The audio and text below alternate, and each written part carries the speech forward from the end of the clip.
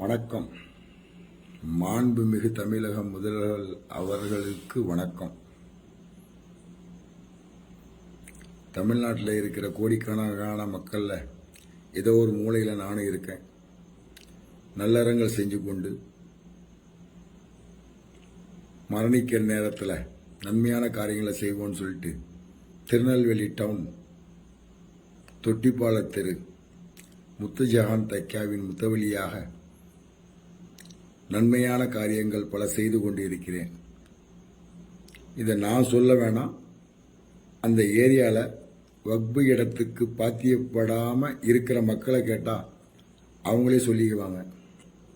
நான் சொல்லி தான் தெரியணும்னு இல்லை, விசாரணை பண்ணுங்க. விசாரிக்கலாம் மாட்டீங்க, அது எங்கே உங்களுக்கு நேரம் இல்லை. ஒருத்தர் 2 பேர் இல்லை, ஒரு கூட்டு கும்பலே சேர்ந்து ஒரு 20-30 பேர் சேர்ந்துட்டு கொலைட்டு இருக்கிறாங்க. அதில் முக்கியமான நபர் தௌஃபீக். இவர் 9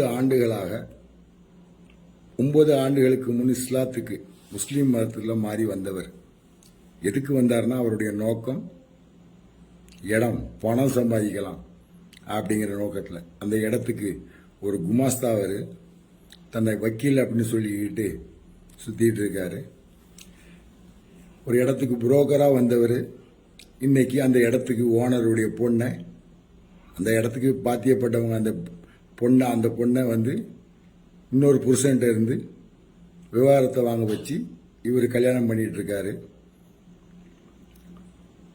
இது வச்ச போட்ட ஃபோர்ஜரி டாக்குமெண்ட்ல அடமானம் வச்சு ஒரு 10 லட்சம் ரூபா செக் மோசடி வழக்கில் அவருடைய மனைவி நூருநிஷா கைதாகி 5000 ரூபாய் அபராதம் கட்டியிருக்காரு. 6 மாதம் சிறை தண்டனை அப்படின்னு சொல்லிட்டு இருக்காங்க. அதை மேல்முறையீடு அப்பீல் பண்ணியிருக்கிறாங்க. இந்த மிக முக்கிய காரணம் திருநெல்வேலி டவுன் காவல் ஆய்வாளர் திரு கோபாலகிருஷ்ணன், உதவி ஆணையாளர் திரு செந்தில்குமார், இந்த 2 பேரும் தான். நான் கொடுத்த கம்ப்ளைண்ட் எல்லாத்தையும் ஒன்று சேர்க்கறதே அவங்க 2 பேரும் தான். மிக முக்கிய பங்கு. பயந்து ஓடிட்டு இருக்கேன். சாக போகிறேன், நான் என்ன வேணாலும் பேச முடியும், பேசலாம். எப்படியும் கொண்டுருவாங்க அப்படின்னு தெரியும், பேசலாம்.